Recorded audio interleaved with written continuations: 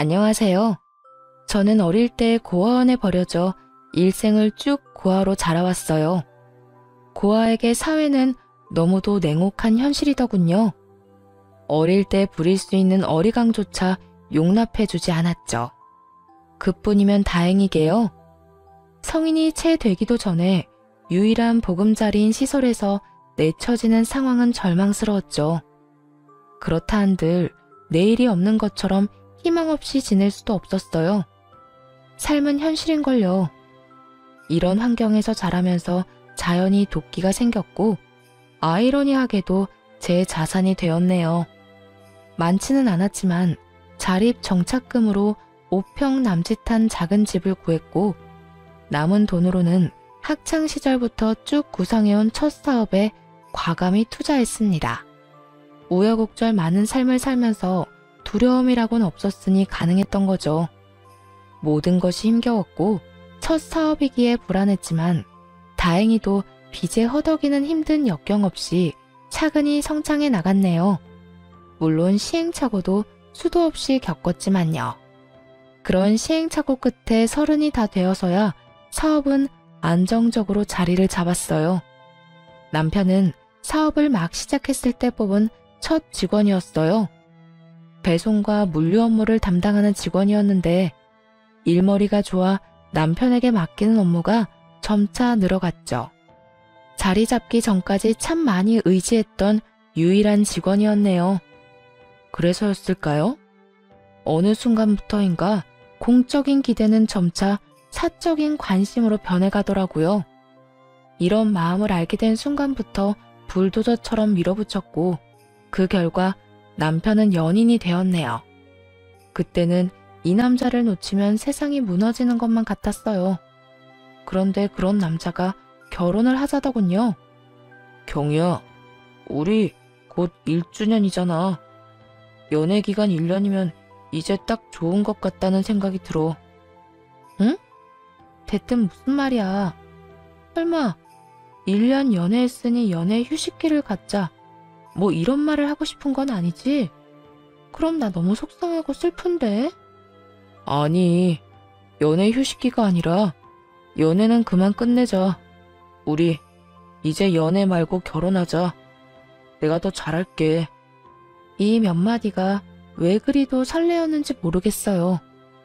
고백을 받자마자 시모에게 결혼 승낙을 받기 위해 인사를 갔네요. 시모의 첫인상은 그야말로 완벽했어요. 자상하면서도 또 소녀 같은 그런 분이었거든요.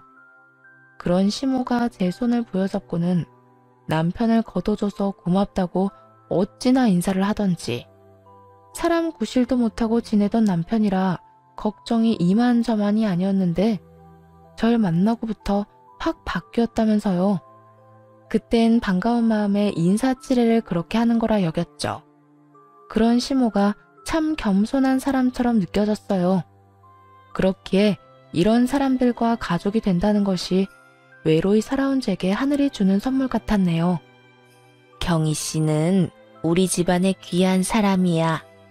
내가 정말 딸보다 더 귀하게 대접할게요. 감사합니다. 말씀만으로도 가슴이 벅차요. 저도 부족함 없는 며느리가 되도록 노력할게요. 결혼은 나랑 하는데 왜 자기랑 엄마가 눈이 맞고 그래? 첫 만남인에도 죽이 척척 맞는 우리를 보며 남편은 너스레를 떨며 좋아했어요. 하지만 모순적이게도 이런 상황에 덜컥 겁이 나기도 했어요. 고아 출신을 아시고도 지금처럼 대해주실까? 하는 생각 때문이었죠. 결혼이라는 게 첫인상이 좋다고 모든 걸 인정받을 순 없는 거잖아요. 평생 숨길 수 있는 거라면 좋겠지만 어떻게 부모 없이 자랐다는 걸 숨길 수 있겠어요? 한참 좋은 시간을 나눈 뒤 돌아가기 전 큰 용기를 내어 솔직하게 털어놓았어요.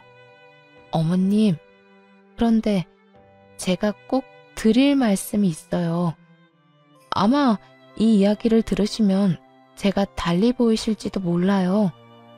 달리 보일 게 뭐 있겠어? 편히 이야기해봐요. 저 고아원에서 나고 자란 고아예요. 낳아준 부모님이 어떤 분인지조차 모릅니다. 그런 저라도 가은 씨와 어머님의 가족이 될 수 있을까요? 시모는 이 말에 놀라 어쩔 줄 몰라 하셨어요. 하지만 놀람도 잠시, 시모는 손을 포개어 잡고는 외롭고 힘든 시기를 이겨내고 이렇게 훌륭히 자란 게 대견하다고 다독여주더군요. 네, 시모는 고아 진경이가 아닌 사람 진경이로 봐주신 멋진 분이었어요. 하지만 시댁 식구 전부가 절 마음에 들어하는 건 제 욕심이었나 봐요. 남편의 하나뿐인 동생인 신우는 제가 고아라는 사실을 뒤늦게 알고는 반대했어요. 그래서 신우로 인해 결혼 전 마음 상한 날도 있었고요. 오빠가 뭐 부족한 게 있다고 고아랑 결혼을 해. 부모가 어떤 사람인지도 모르는 사람을 왜 가족으로 받아들이냐고. 너 말 조심해. 혼자 힘으로 열심히 살아온 사람이야. 네가 그렇게 함부로 판단할 수 있는 여자가 아니라고. 오빠는 창피하지도 않아? 어디 가서 대접도 못 받을 출신 여자를 아내로 맞이한다는 게. 아가씨, 저 아가씨 마음 충분히 이해해요. 하지만 고아라는 이유로 무조건 반대만 하지 말고 평범하게 느끼고 봐줬으면 좋겠어요. 언니라면 그게 될 것 같아요? 왜 우리가 언니 때문에 남들에게 손가락질 받을 일을 감내해야 하는데. 저는 창피해서 싫어요. 평범한 사람으로 자라지 그랬어요, 그럼? 신우의 말에 더 분노한 건 시모였어요. 그런 마음으로 사람을 대하면 안 된다고 크게 나무라셨죠. 그러면서 신우가 아직 어려서 표현이 서툴러 그런 거라며 너무 마음에 담아두지 말라고 위로해 주셨고요. 가연이 너 말 가려 못해? 엄마가 널 이렇게 가르쳤니? 뒷배경이 아닌 사람을 볼 줄 알아야지. 네가 한참 어린애도 아니고 이게 무슨 무례야? 엄마까지 정말 왜 이래? 언제는 부족함 없는 사람에게 시집장가 보낼 거라며. 그게 하나뿐인 엄마 꿈이라며. 그래, 부모 없이 자란 가여운 애지만 내 아들보다 부족함 없는 사람이 바로 경이잖니. 엄만 이 결혼이 너무 좋고 축복해. 그러니까 딸, 너도 그런 마음으로 축하해줘. 시모의 현명한 대처로 덕에 신우의 반대가 조금 누그러졌어요. 그리고 이런 말에 시모에 대한 믿음이 두터워졌죠. 남편과의 결혼에 행복이 가득할 거라 믿었고요. 신우와의 관계도 노력하면 서서히 좁혀갈 수 있을 거라고 기대했죠. 시댁이 마치 친정이라 여기며 살고 싶었거든요. 그런 마음에 사업장과 시댁의 중간 지점에 신혼집을 얻었네요. 시모도 자식들 사는 모습을 곁에서 살피고 응원할 수 있다며 좋아하셨어요. 이런 애정 어린 관심 덕일까요? 결혼한 지 얼마 되지 않아 임신하게 되었네요. 하지만 10길 물속은 알아도 1길 사람 속은 모른다고 하던가요? 마음 따뜻하고 정 많은 분이라고 철석같이 믿었던 시모의 민낯을 알기까지는 얼마 걸리지 않았습니다. 시작은 시모에게 첫 용돈을 챙겨드렸을 때였어요. 시모가 일하던 직장에서 승진하게 되어 선물을 해드리고 싶었거든요. 당시에는 시모의 취향을 잘 몰라 선물 고르기가 까다롭고 어려웠죠. 그래서 필요하신 걸 사실 수 있도록 넉넉히 용돈을 드려야겠다는 생각에 300만 원을 챙겨드렸어요. 금액을 보고 크게 놀라셨지만 그만큼이나 좋아하시는 모습에 뿌듯함을 느꼈죠. 그런데 처음부터 너무 큰 돈을 챙겨드렸던 걸까요? 그 후로 시모는 은근히 용돈이 필요하다고 표현해 오더라고요. 스카프가 다 낡았네. 이 나이에 싸구려를 할 수도 없고 2억 개 정도 있으면 딱 좋을 듯한데 어떻게 생각하니 아가? 그럼 백화점 가서 한번 보세요. 스카프 값은 어머님께 미리 보내놓을게요. 어머, 이래서 며느리가 최고라니까. 고맙다 아가. 돈을 못 버는 것도 아니었고 가족들 아니면 열심히 번 돈을 누구한테 쓰겠나 싶은 마음에 시모가 필요하다 가지고 싶다 하는 건 모두 해드리려고 했었죠. 그런데 이런 생각이 불행의 서막일 줄은 꿈에도 몰랐습니다. 처음에는 부담되지 않았던 금액이 곧 치솟기 시작했으니 말이에요. 챙겨주기 시작한 지 두어 달쯤 후부터였어요. 백화점 팝업 매장에서 나름 알뜰하게 쇼핑하던 시모는 슬슬 백화점 명품관 상품에 눈독을 들이기 시작했죠. 거기다 남과 비교하며 대책 없이 쇼핑하려고 하더군요. 같이 일하는 직원이 이번에 샀다며 입고 온 코트가 너무 예쁜 거야. 그 옆에 서 있는데 얼마나 내가 후줄근해 보이던지. 이 나이에 그러면 되겠니? 그래서 말인데 나도 코트를 좀 샀으면 해. 아가, 부담되지 않게 500만 원 정도면 될 듯한데 줄 거지? 네? 코트에 500만 원이요? 어머님, 저번 달에 걸칠 게 없다고 자켓 사셨잖아요. 어머, 얘, 자켓이랑 코트가 같아? 내가 딱 받은 게 있어서 그래. 코트가 500이면 거저잖니? 요번 계절엔 이게 마지막이야. 약속하마. 점점 해퍼지는 소비를 하는 시모가 답답했어요. 명품관은 고가의 상품을 즐비한 곳이니 그 안에서는 저렴한 편일지 모르죠. 하지만 금액만 놓고 본다면 어떻게 500만 원을 저렴하다고 할 수 있나요? 그것도 본인 돈으로 사는 것도 아니고 아껴두기라도 한 것처럼 사달라고 하면서요. 점차 심해지는 상황을 더는 감당할 수 없다고 판단했어요. 그래서 시모에게 이런 식으로는 챙겨드릴 수 없다고 솔직하게 털어놓았죠. 어머님, 저요. 요즘은 너무 부담스러워요. 좋은 횟수도 커진 금액도 전부요. 내가 뭘 얼마나 달랬다고 벌써 이러니? 시모는 억울한 듯 말하더군요. 거기다 가여운 척까지 하면서요. 아가, 내가 네 덕 아니면 언제 또 이런 호사를 누려보겠어. 저도 어머님께 꼭 필요하다면 당연히 해드려야죠. 그런데 이런 식으로는 곤란해요. 돈 잘 버는 며느리 덕 좀 보려고 했는데 이게 널 힘들게 하는 일이다. 뭐 이런 거야? 어떻게 그런 말을. 너무 서운하구나. 서운하다는 시모의 말에 말문이 막혔어요. 잘 보이고 싶어서 노력했는데 돌아오는 게 고작 서운함이라뇨. 첫 단추를 잘못 끼웠다는 말을 이럴 때 쓰는 거겠죠. 지금이라도 상황을 바로잡기 위해 더 단호하게 말했어요. 시모는 기싸움이라고 여겼는지 코트는 포기 못하니 대신 금액을 낮추겠다더군요. 그런 시모에게 코트가 필요한 이유가 함께 일하는 분이 코트를 샀기 때문이라면 금액과는 상관없이 드릴 수 없다고 딱 잘랐어요. 그러자 시모는 역정을 내며 따지기 시작하더라고요. 그간 시모에게 드렸던 용돈을 적어둔 메모장을 시모에게 보여드리며 말했어요. 이걸 보고도 그런 말씀을 하실 수 있으세요? 1년이 채 되지 않는 기간 동안 드린 용돈이 직장인 연봉만큼이에요. 내가 그렇게 많이 썼을 리 있니? 네가 유세 떨려고 말도 안 되는 금액을 적어놓은 건 아니고. 제가 왜 그런 짓을 해요? 저 어머님 용돈 드리는 동안 남편에게도 한 번 말한 적 없어요. 알리고 싶었으면 진작에 남편에게 말했겠죠. 참나, 돈 몇 푼으로 치사하게도 구네. 예, 돈도 잘 버는 애가 왜 이렇게 치졸하니? 치졸한 게 아니고 악착같이 살면서 버는 거예요. 앞으로는 용돈으로 매달 100만 원씩 챙겨드릴게요.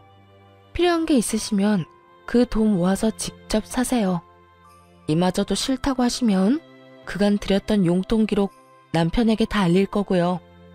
용돈을 매달 드린다고 했는데도 뭐가 그리 불만인지 시모는 그날부터 태도가 확 돌변했어요.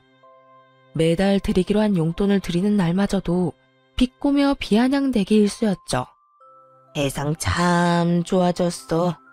보아가 사장도 돼서 시부모 용돈을 100만 원씩이나 주고 말이야. 이 눈치 없는 남편은 그런 말을 듣고도 바보 같은 소리를 하더군요. 진짜?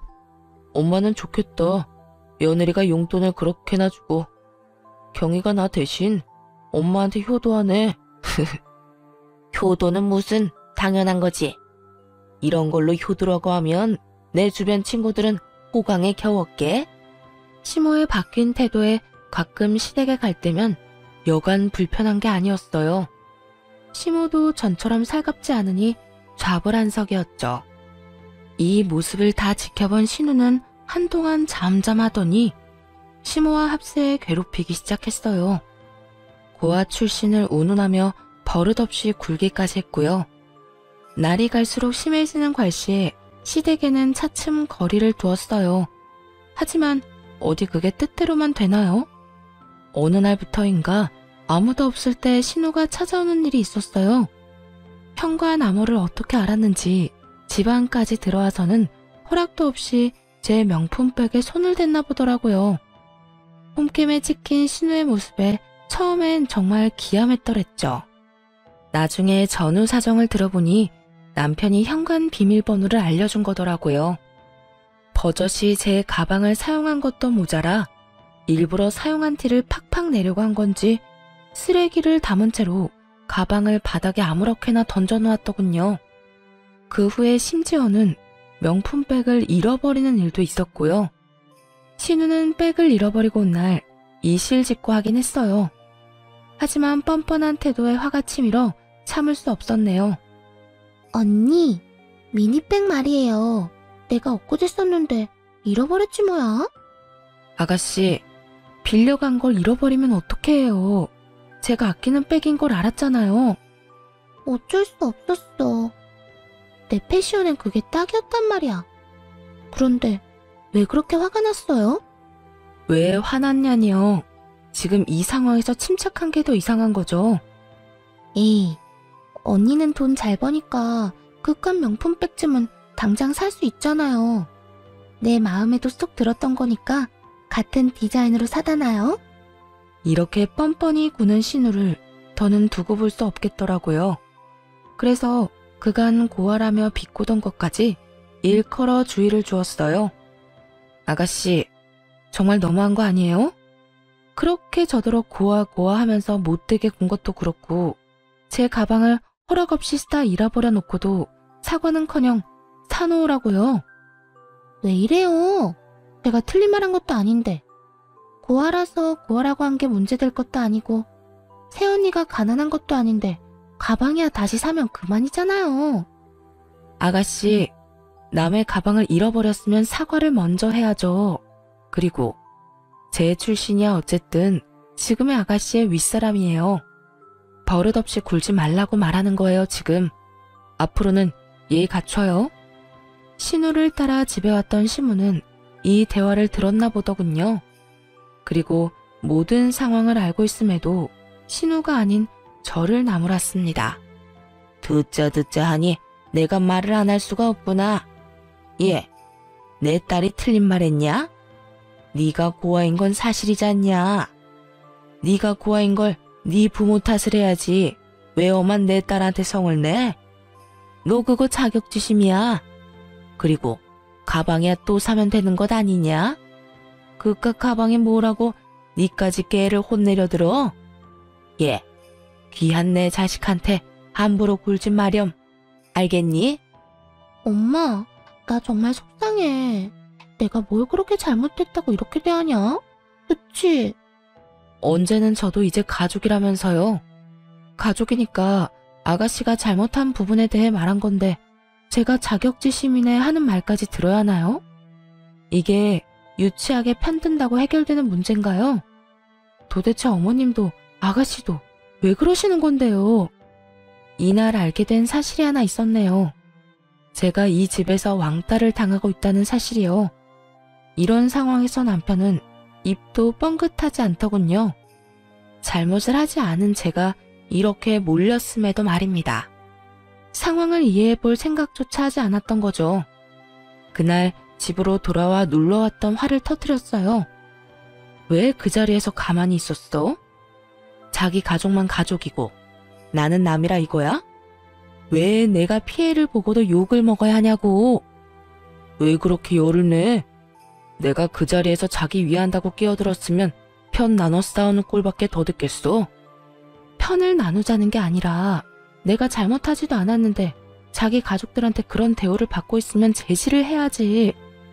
자기 가족들이라니? 내 가족, 네 가족 나눌 일이야 이게? 그렇게 말하면 내가 서운하지. 집까지 와서 역정을 내야 해? 내가 제대로 주의 주고 당부할 테니까 그만 기분 풀어. 서운한 걸로 치면 나만 하겠느냐고 뒤집어 놓고 싶은 마음이 굴뚝 같았지만 작정하고 싸울 만큼 기운이 남아있지도 않았고 신우에게 당부하겠다는 남편을 더 잡을 순 없었어요. 그 일 이후로는 시댁 식구와 거리를 두며 지냈죠. 일에 집중하며 바쁜 날을 보내니 시댁 식구와 함께할 시간이 현저히 줄기도 했고요. 그렇게 지내는 사이 첫 아이를 출산하게 되었네요. 사업체를 관리하는 일을 남편에게 맡기고 아이에게 전념했어요. 임시적인 남편에게만 맡길 순 없어서 중대한 사항이나 결정은 제가 처리했지만요. 남편은 전보다 많아진 업무량으로 힘들어했고 또 버거워했어요. 대신 밖에서 고생하는 남편을 위해 집안 살림에는 손 하나 까딱하지 않도록 신경 써줬죠. 네, 독박 육아와 독박 살림을 해왔던 거예요. 이렇게 전투적으로 살다 보니 정말 힘겹더라고요. 아이의 돌 전까지만 참아보자는 마음으로 이 악물고 주부로 지냈네요. 그런데 아기가 10개월쯤 되었을 무렵 가족이라는 이 구질구질한 인간들을 인생에서 완전히 도려내야겠다고 다짐하게 되었습니다. 모전자전이라고들 하잖아요. 시모가 그랬던 것처럼 남편도 마찬가지더라고요. 여태 숨겨온 탐욕을 드러내기 시작했죠. 저를 대신해 사업체를 운영하던 남편은 자신이 회사 관리를 잘하고 있다는 것에 의기양양했어요. 그때까지만 해도 남편에게 깊은 고마움을 느꼈었죠. 자기야, 나 사업이 체질인가 봐. 요즘 일이 재밌다는 걸 느낀다니까. 그렇게 느껴줘서 너무 고마워. 내 몫까지 해주느라 많이 힘들었을 텐데. 오빠가 잘해줘서 나도 내조를 열심히 하게 돼. 하지만 칭찬 몇 번에 이 얌체 같은 인간은 기고만장해져서는 제게 확인받아야 할 사항까지 멋대로 정하기 시작했어요. 결국 이로 인해 부부싸움까지 잦아진 것은 물론이고 이를 수습을 위해 애를 들쳐업은 채 뛰어다니는 수고를 해야 했어요. 그런데 이 남자 어쩜 이리도 뻔뻔할 수 있을까요? 남편은 자기가 잘하는 모습만 눈에 보이는 건지 자신이 원래 사업 수완이 좋은 사람이라며 매출을 운운하며 욕심을 드러내더군요. 당신 이번 매출 보고 받았지? 내가 1인 받고 운영하는 기간 동안 매출 확 오른 거 말이야. 응, 저번 주에 전달 받았어. 수고 많았어, 오빠. 그래도 주말까지 나가지 말고 하루쯤은 가족이랑 시간도 좀 보내줘.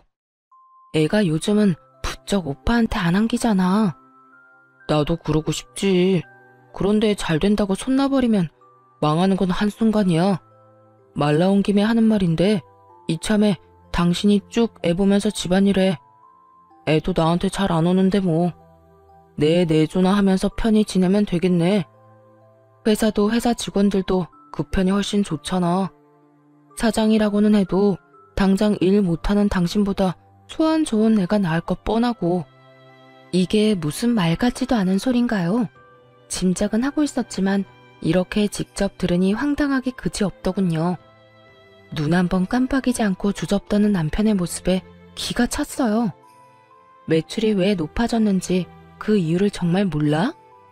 무슨 말도 안 되는 소리를 그리 정성스럽게 해. 어이가 없네. 착각하지 마. 당신이 능력이 좋아서 끌어올린 매출 아니거든. 그리고 애가 평생 젖먹이도 아닌데 내가 애만 끼고 있을 건 또 뭐야? 정 니일 내일 삼 긋고 싶은 거면 앞으로 당신이 주부로 지내면 되겠네. 넌 무슨 말을 그따위로 해? 내가 그간 노력한 수고를 그렇게 무시하고 싶냐? 회사에 도움되는 건 나야. 회사를 차리기만 했지 네가 한 게 뭐냐?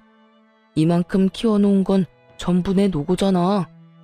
그렇게 자신만만하면 내 밑에서 일하지 말고 당신 일을 차려서 하지 그랬어? 그럴 배포도 없으면서 이제와 무슨 헛소리야. 그래서 지금이라도 잘해보겠다잖아. 그런데 아니라는 사람이 이리 해방 놓으면 되겠냐? 나한테 회사 넘기면 엄마나 동생도 널 구하라고 깔보는 짓도 안 할 거 아냐. 되려 너한테 고마움을 느끼고 잘해주겠지. 넌 사업하던 애가 그런 계산도 안 돼? 이게 다 전부 너한테 좋은 일이라는 걸 왜 몰라? 이 무슨 어린애 말장난 같은 소리인가요? 모든 청춘을 쏟아부어 읽어온 제 이름의 사업체에 낯짝 두꺼운 인간이 숟가락만 얹으려는 거면서 말이죠. 마치 자기가 다 이뤄낸 성과인 것처럼 말하는 것도 우스운데 자기 가족을 들먹이며 이제라도 이쁨 받으려면 사업을 넘겨주라뇨? 이러려고 제 모든 걸 걸고 키운 사업이 아닌데 말입니다. 경솔하게 나불거리는 남편의 주둥이에 화가 솟구쳤어요. 당장이라도 이 인간의 머리채를 잡고 싶은 심정이었죠. 본때를 보여줘야겠다는 생각에 집안을 엎으려던 그 순간 도어락 소리가 들리더니 현관이 덜컥 열리더군요. 자칭 제 가족이라는 그 인간들이 집 안으로 들어온 거였죠. 갑작스러운 시댁 식구의 등장에 난리치려던 걸 멈추었어요. 어머님, 아가씨, 갑자기 연락도 없이 집에는 무슨 일이세요? 내가 불렀어. 타이밍 딱 맞춰 잘 왔네. 갑자기 그게 무슨 말이야? 나한테 얹을 일도 없었잖아. 가족이 집에 오는데 꼭 말을 해야 해. 이 중대한 사항을 우리 둘의 의견으로만 결정할 순 없잖아.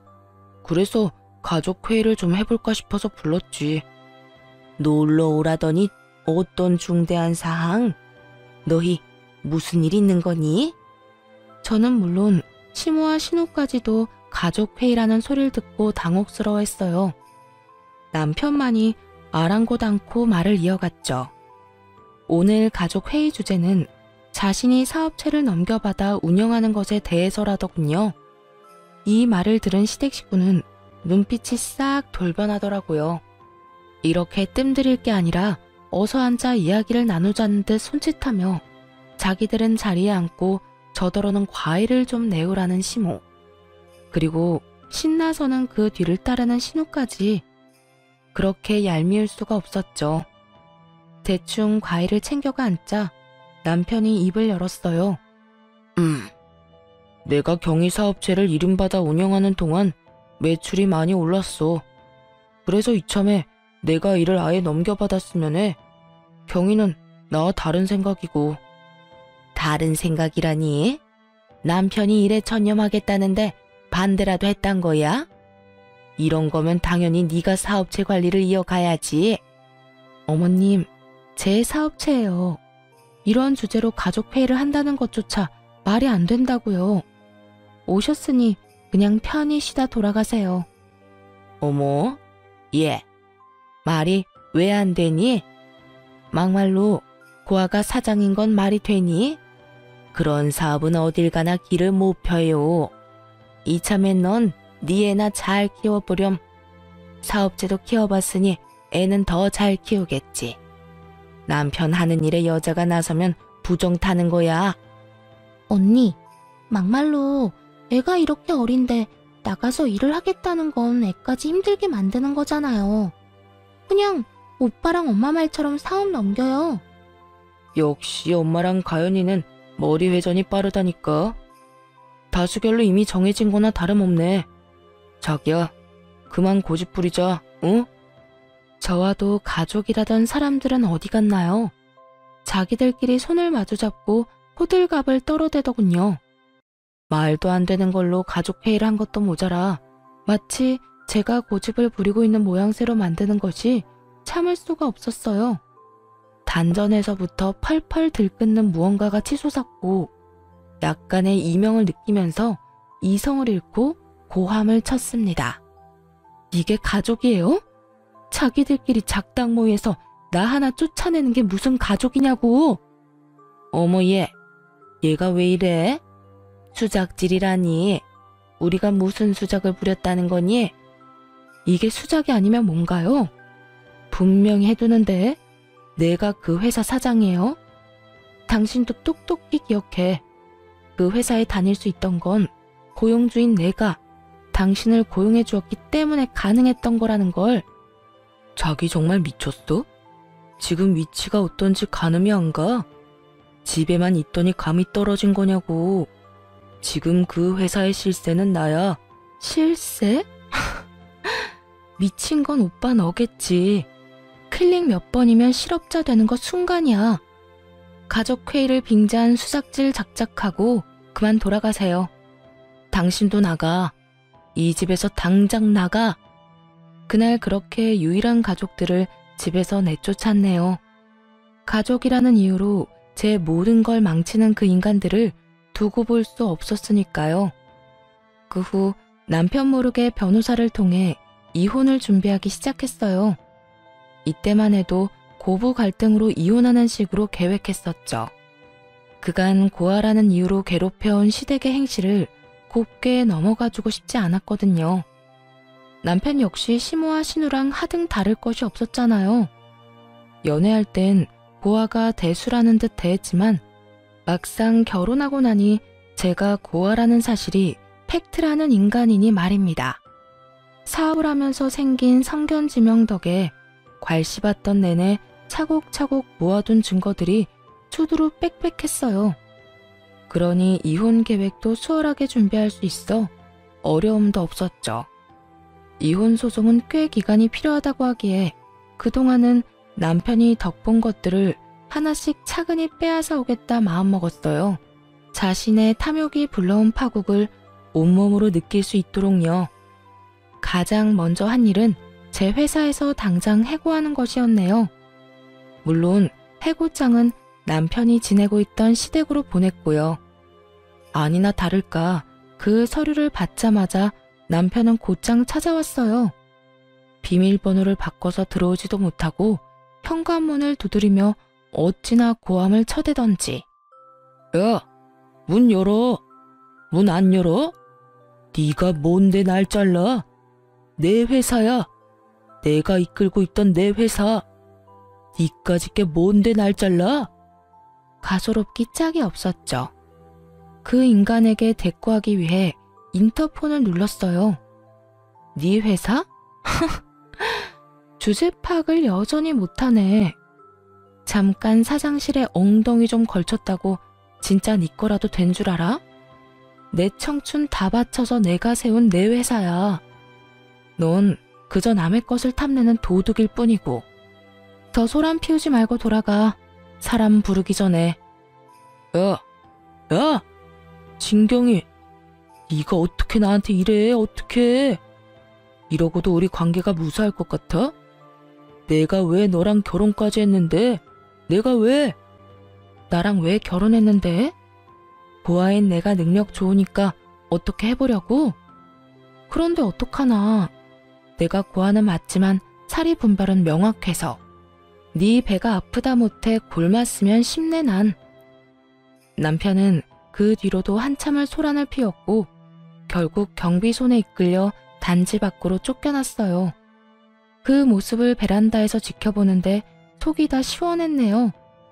그리고 남편이 회사에 가 난리를 칠 걸 우려해서 모든 직원에게 일주일 휴가를 주었어요. 일주일 후 직원들 출근에 맞춰 회사에 복직했죠. 그런데 회사가 문 여는 날만 기다렸던 건지 복직 첫날부터 남편이 찾아와 대면하게 된 게 아니겠어요? 눈에 뵈는 게 없는지 저를 발견하고는 아이처럼 떼를 써대는 겁니다. 당장 해고전으로 모든 걸 다 돌려놔. 내가 무슨 이유로 잘려? 이건 부당해고야. 노동청에 신고하기 전에 원래대로 돌려놓으라고. 그리고 다시 생각해봐. 아니, 제발 좀 내 말대로 좀 해. 내가 왜 그래야 하는데? 정말 끝까지 이럴 거야 너? 보아라, 나랑 쪽내면 갈 곳 잃은 유기견 신세야. 몰라? 가족 울타리에 속해서 살고 싶으면 자존심 작작 부려. 그 나이에 여태 위치 파악도 안 되면 어떡해? 남편은 날이 선 눈빛을 하고는 잡아먹을 듯 노려보더군요. 하지만 고작 그 정도로 주눅이 들 제가 아닌걸요. 저는 그런 남편에게 눈 하나 깜빡하지 않았어요. 그런 모습이 더 남편을 자극했던 건지 갑자기 멱살을 잡더군요. 태어난 것 자체가 죄라 부모한테 버려진 년을 돈 많은 거 하나 보고 걷어줬더니 이렇게 내 뒤통수를 쳐? 이래서 천한 신분인 것들은 상종하면 안 되는 거야. 너처럼 은혜를 원수로 갚으니까. 모욕적인 말을 쏟아내기 무섭게 우리에게 다가온 한 중년 여성으로 인해 마찰음과 함께 남편의 고개가 돌아갔습니다. 남편은 그 힘 때문에 제 멱살을 잡고 있던 손까지 놓치며 휘청거렸죠. 그 여성은 벙찐 남편을 향해 삿대질까지 해대며 분개했어요. 한낱 벌레만도 못한 너 따위가 뭔데 내 딸을 함부로 대해? 네가 뭔데? 내 딸 인생엔 그 누구도 관여할 수 없어. 그게 부모인 나라고 해도. 그런데 감히 니깎게 내 딸을 모욕한 것도 모자라 멱살까지 잡아? 누구세요? 진경이, 이 사람 누구야? 누군데 내 뺨을 갈기는데? 나? 내 딸한테 빌붙는 쓰레기 치우러 온 사람이다. 왜? 앞에서 말한 것처럼 저는 부모 얼굴도 모르고 자랐어요. 그랬죠. 그런데 기적처럼 1년 전 저를 버린 엄마와 연락이 닿은 일이 있었거든요. 물론 처음엔 믿지 못했어요. 아니, 믿고 싶지 않았습니다. 나를 등진 부모와 마주한다는 건 평생을 홀로 자라온 외로움보다 더 두렵게 느껴졌으니까요. 하지만 버린 이유는 궁금하더군요. 몇 날 며칠을 연락해 딱 한 번만 만나고 싶다고 애원하는 엄마의 모습에 스스로 여러 핑계를 대며 만나러 갔었죠. 그때 왜 버려질 수밖에 없었는지 그 이유에 대해 전부 알게 되었고요. 사실 널 혼전 임신으로 가지게 됐었어. 그래서 미련한 내가 널 지킬 힘이 없었다. 엄격한 집안이라 혼전 임신 자체를 용납하지 못했으니까 말이야. 물론 네 친아빠와도 결혼은커녕 강제 이별까지 하게 됐었어. 미안하다. 엄마가 엄마답지 못했어. 엄마의 부모이자 즉 제 조부모님의 완강한 반대로 인한 버려짐이었어요. 제 친부의 생사조차 모르는 엄마가 가여울 뿐이었습니다. 엄마는 저를 고아원에 버린 그날 자신이 완전히 독립해서 누구에게도 휘둘리지 않는 주체적인 삶을 살겠다고 다짐했다더라고요. 그리고 그 후 이 악물고 살며 사업을 일궜고 해외에 공장까지 두게 된 성공한 CEO가 될 수 있었다고요. 어쩌면 제가 엄마를 많이 닮았던 건지도 모르겠네요. 엄마는 조부모의 품에서 벗어난 후 저를 찾아 나섰지만 꽤 흘러버린 세월에 딸을 다시 찾는 게 쉽지 않았다고 해요. 하지만 저를 찾겠다는 일념으로 많은 비용을 써가며 백방으로 찾아다녔고 그 덕에 이렇게 재회할 수 있게 된 거였죠. 엄마는 이제라도 그동안 못해준 것을 해주며 저를 위해 살고 싶다며 눈물로 호소했어요. 경이야, 이 못난 엄마를 용서하라고 하지 않을게. 제발 네 곁에서 챙겨줄 수 있기만 해주면 안 되겠니? 이제 와서 절 챙겨준다고 뭐가 바뀌나요? 엄마라곤 하지만 당신은 제게 그저 낯선 사람일 뿐이에요. 버릴 수밖에 없다고 생각했던 그때 날 좀 가엾게 여겨주지 그랬어요. 무슨 수를 써서든 품어야겠다고요? 지금 말고 그때 날 책임져야겠다는 그런 포부를 좀 갖지 그랬어. 하지만 당시엔 원망과 깊은 상처로 엄마라는 존재를 거부했어요.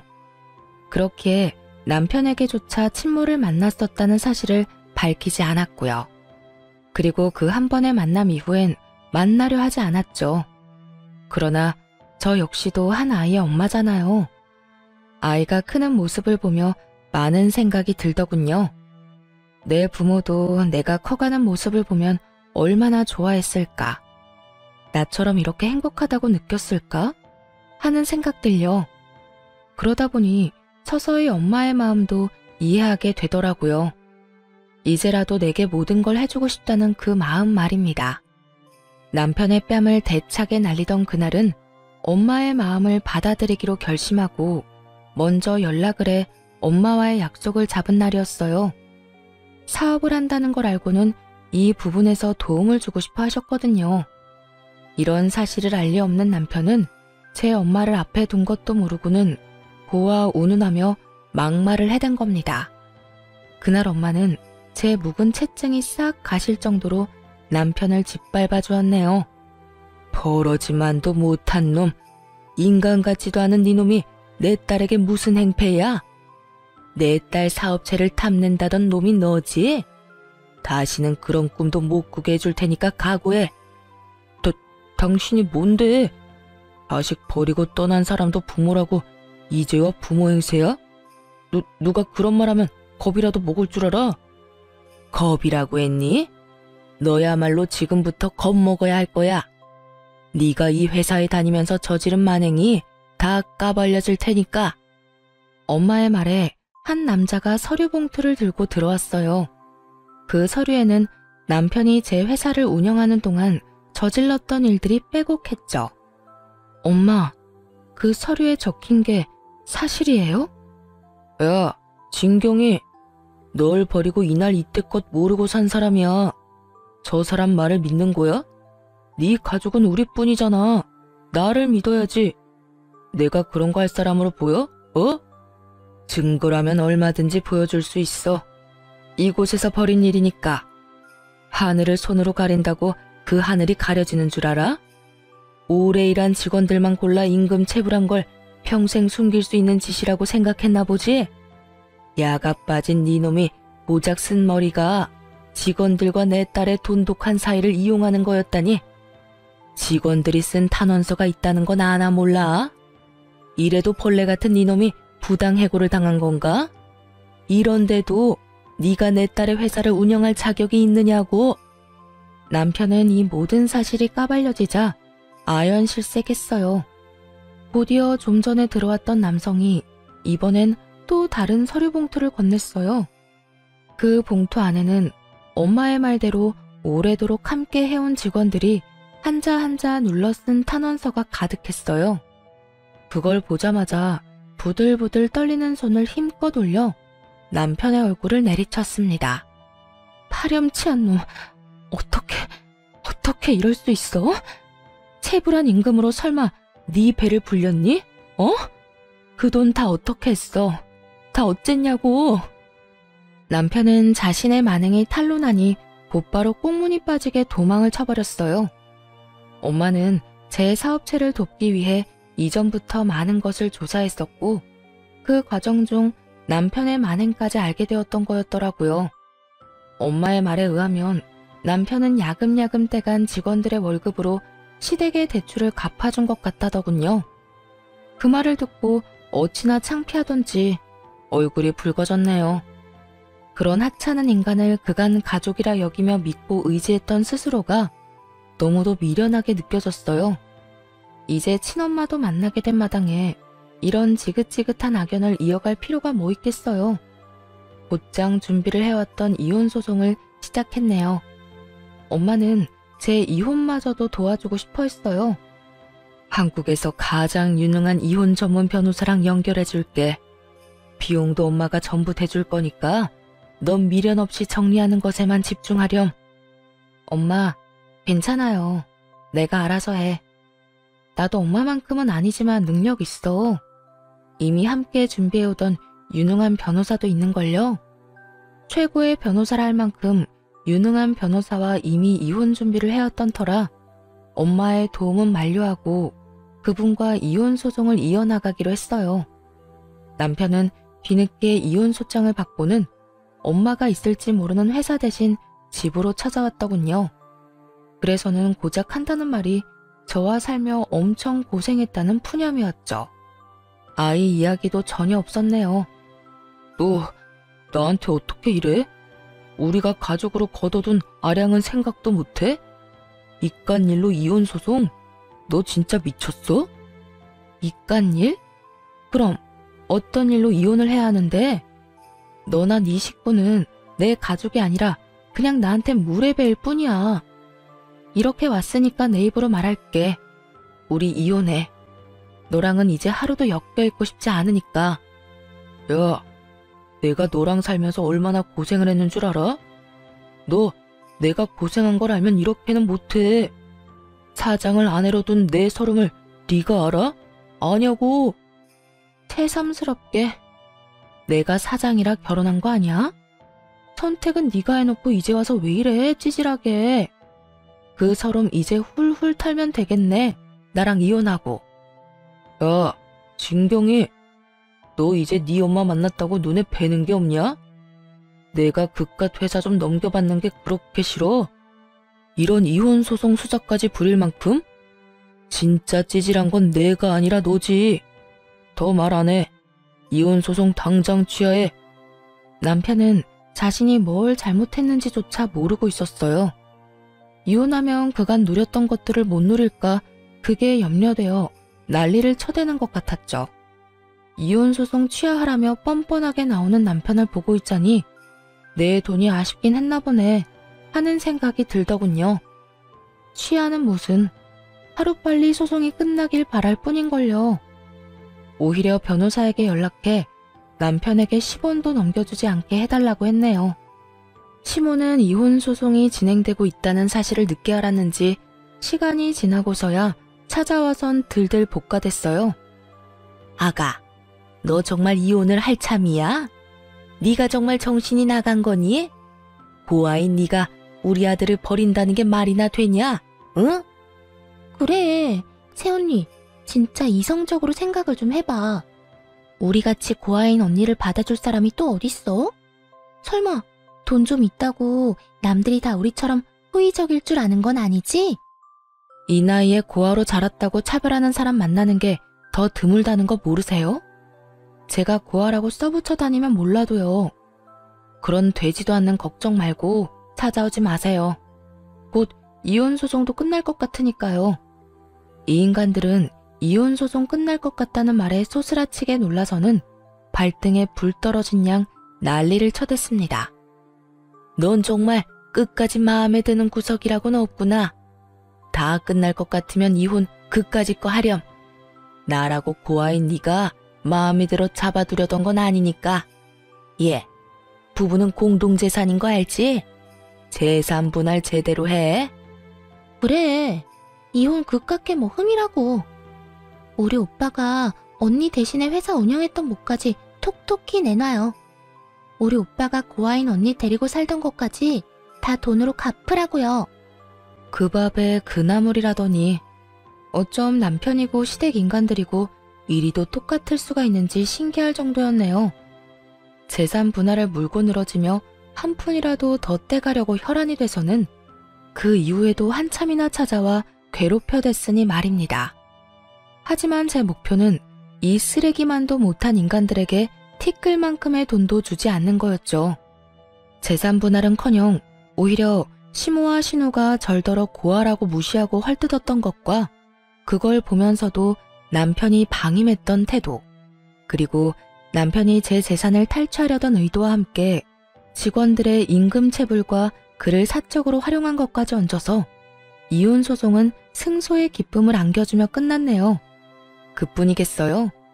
시댁의 못된 행실들 덕에 위자료까지 최대로 받을 수 있었답니다. 다 제가 읽어온 것이니 공동재산이랄 것도 없어 분할할 이유조차 없었고요. 그러나 이대로 끝낼 인간들이 아니었어요. 어떻게든 괴롭힐 요량으로 시모와 신우까지 합세해서는 양육권을 들먹이며 소송하겠다고 난리를 쳐대더라고요. 양심도 없는 년, 낯짝이 두꺼우니 이렇게 사람 물을 먹이지? 너 같은 것이 애를 키울 자격이나 있는 줄 아냐? 양육권 내놔, 양육권. 그 돈이라도 받아먹게.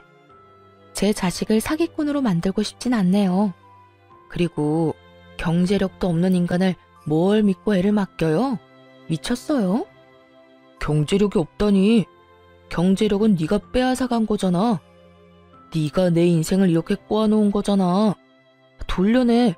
돌려내라고. 사람이 이렇게 추잡스럽게 미치면 어떻게 해. 내가 빼앗은 게 아니라 네가 죄를 지어서 잘린 거야. 법원에서도 인정한 걸 아직도 이해 못해? 미련에서는 뭐야? 야, 이년이 돈 좀 있어서 고아라도 받아줬더니 이제 있는 돈 없는 돈 다 빼앗아 가놓고 뭐? 다는 못 뺏겨. 내 손주라도 데리고 올 거야. 그런 줄 알아? 해보세요, 어디. 경제력도 없고 주 양육자도 아닌 남편이 뭘 할 수 있을지 저도 궁금하네요. 애 한 번을 제대로 안아준 적 없는 저 인간이 무슨 해볼 테면 해봐요. 아빠로서 자격도 없는 무능한 인간 딱지 제대로 붙여드릴 테니까. 전 시무는 지 아들의 무능함은 전부 제가 만든 거라며 무섭고 독한 년이라고 한참 욕을 퍼붓고는 이를 바득바득 갈면서 남편을 데리고 돌아갔어요.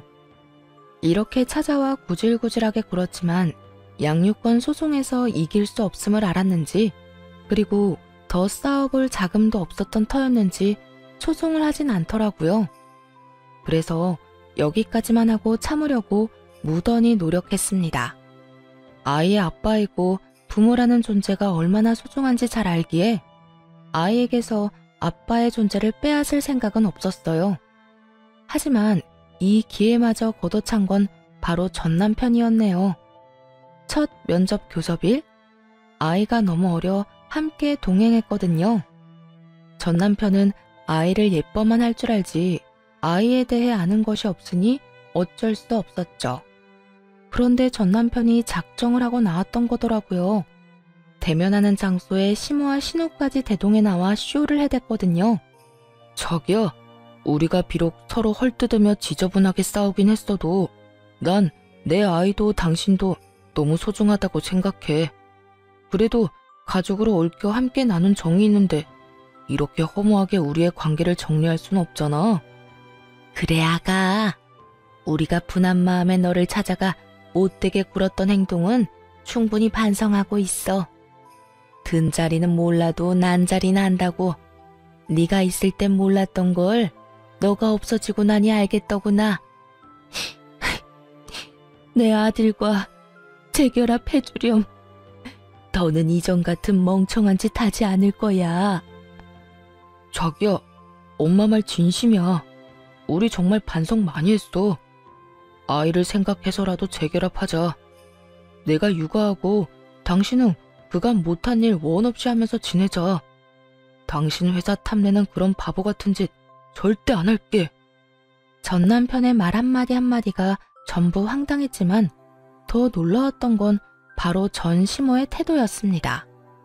어찌나 연기를 잘하던지 눈물 콧물을 흘려대며 이제야 제 소중함을 알겠다고 하는데 어찌나 어이가 없던지. 얼마 전 이를 바득바득 갈며 분노하던 모습은 온데간데 없더라니까요. 그뿐인 줄 아세요? 전 신우는 또 어떻고요? 다시는 고아 운운하며 비난하거나 얕보지 않겠다면서 휴지로 눈물을 훔치는데 그건 그것대로 가관이었어요. 언니한테 그동안 얼마나 무례했는지 너무 늦게 알아서 미안해요. 제발 다시 돌아와줘요. 돌아와만 주면 앞으로는 윗사람으로 깍듯하게 대할게요. 진심으로요. 자기야, 우리 가족이 이렇게 당신을 원해. 우리 정말 깊이 뉘우치고 미안해하고 있어. 나 당신 정말 사랑했고 여전히 사랑해. 없어 보니까 알겠더라. 그동안 잘못했던 거 재결합해서 함께하는 동안 열심히 갚을게. 나도 그리고 내 가족들도. 그러니까 기회를 줘. 전 시댁 식구들의 말을 쭉 듣다 웃음이 터졌어요. 한참을 웃자 서로 눈치를 보며 따라서 희죽거리더군요. 그런 전 시댁 식구에게 싸늘한 표정을 하고는 말했습니다. 이혼 서류에 잉크가 다 마르지도 않았는데 이게 무슨 개수작일까? 당신들이 날 고발하며 괄시했던 내용이 여전히 고스란히 남아있는데 정신 차릴 겸 한번 들려드릴까요? 진짜 대단들 하네요. 돈이 있다 없으니까 미칠 것 같던가요? 발칙하기 짝이 없네. 그러게, 있을 때 잘 좀 하지. 자기야, 무슨 말을 그렇게 해. 우린 전부 진심이야.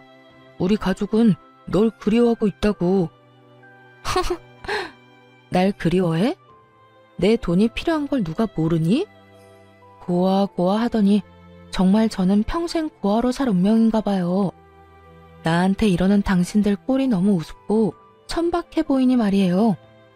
다들 정신 좀 차리세요. 남 등쳐먹고 살 궁리 그만하시고. 이 말에 갑자기 전 남편은 오열을 하며 포효했어요. 그리고 곧 이러는 이유를 알게 되었죠. 내가 이 나이에 무슨 일을 할 수 있겠어. 너랑 헤어지고 땡전 한 푼 없는 몸으로 뭐라도 하겠다고 택배일 시작했는데 지금 그마저도 잘려서 일용직을 해야 할 판이야. 나 정말 네 회사 욕심내지 않을게. 제발 날 좀 받아주면 안 될까? 예, 우리도 위자료 준 돈 메꾸느라 너가 줬던 명품 백이고 옷이고 다 팔았다. 내가 이 나이 먹고 후줄근한 모습으로 나다니는 게 창피해 미칠 지경이야. 제발 내 위신 좀 되찾게 도와주렴, 응? 언니, 제발 사람 살린다 생각하고 우리 좀 받아줘요. 부탁이에요. 어찌나 돌아와 달라 애원을 하던지요. 하지만 그런 전 시댁 식구들의 모습에 동요하지 않았어요. 불쌍하긴커녕 되려 더 괘씸하게 느껴질 뿐이었죠. 마지막으로 제대로 짓밟아주고 싶다는 생각마저 들더군요. 참 다들 재미있네요. 안 하던 짓을 하니까 흥미는 좀 생겨요. 그런데 어쩌나? 당신들과 함께한 모든 날이 나한테 지옥 같았어. 그래도 그 덕에 부자 엄마와 연도 닿고 얼마나 다행인지 몰라요. 그런데 다시 재결합이라니 무슨 그런 끔찍한 소리래요? 부자 엄마라니? 아가, 널 버린 사람이 부자란 거야? 그럼 우릴 더욱더 받아줘야지. 고아인 널 이때껏 보듬어 줬잖아. 우리한테 보상해야 하는 거잖니? 보상? 이혼한 보상으로 내가 선물을 받긴 했어요. 엄마가 이혼 선물로 외제차를 뽑아줬거든. 저기, 저 차인데. 어때요? 멋지죠? 당신들 재산 다 합쳐도 못 사는 차인 건 알아보려나 몰라. 가리킨 차를 보더니 전 시댁 식구들은 놀라 입이 떡 벌어지더라고요. 그런 전 시댁 식구에게 한 번만 더 양육권이네 재결합이네 하면서 심기를 건드렸다간 이렇게 깔끔히 끝나진 않을 거라는 말과 함께 양육비도 됐으니 애볼 생각은 추호도 말라며 엄포를 놓았어요. 참, 어차피 양육비 줄 형편도 못 되지? 그래, 그 돈 평생 주지 마. 너 같은 아빠를 둔 창피를 내 자식이 감내하느니 아빠 없다 생각하며 사는 게 낫지 않겠어? 네 생각도 그럴 거라고 생각해. 그럼 다신 보지 말자. 제 말 허투루 듣지 마세요. 예, 아가, 안 된다. 그냥 이렇게 가면 안 돼. 제발 이렇게 모질게 굴지 말아주렴.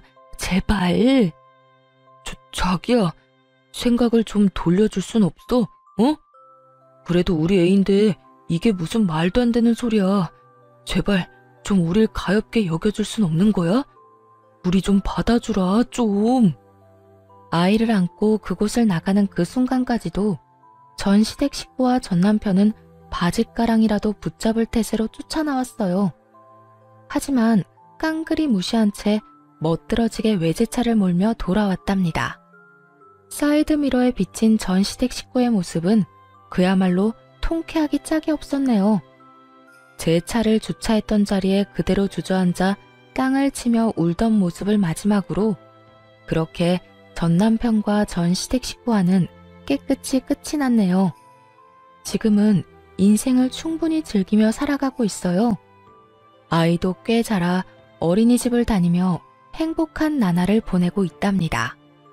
물론 사업에 열중하느라 눈코 뜰 새 없이 바쁜 날의 연속이지만 그럼에도 육아 역시 놓지 않고 충실히 해내고 있어요. 친엄마와는 자주는 아니지만 종종 연락하고 지내고요. 한국에 들어올 때면 하나뿐인 손주라며 그리도 챙기세요. 제게 주지 못했던 사랑을 제 아이에게나마 모두 베풀 거라더니 지금껏 그 말씀을 지켜주고 계시네요. 손주를 보고 싶다고 해외에 나가 있는 동안에도 매일같이 영상통화를 하며 애정을 보여주시고요. 아이가 아빠의 빈자리를 느끼면 어쩌나 하는 고민도 있었지만 친엄마와 제 노력을 알아주는 건지 씩씩하고 명랑하게 자라주고 있어요. 이렇게 이혼 후 워킹맘으로서 씩씩히 해내고 있네요. 이혼을 통해 탐욕이 얼마나 무서운 건지 알게 되었던 것 같아요. 욕심이 눈을 가렸을 때 닥치는 위기는 참 위험한 거라는 것도요.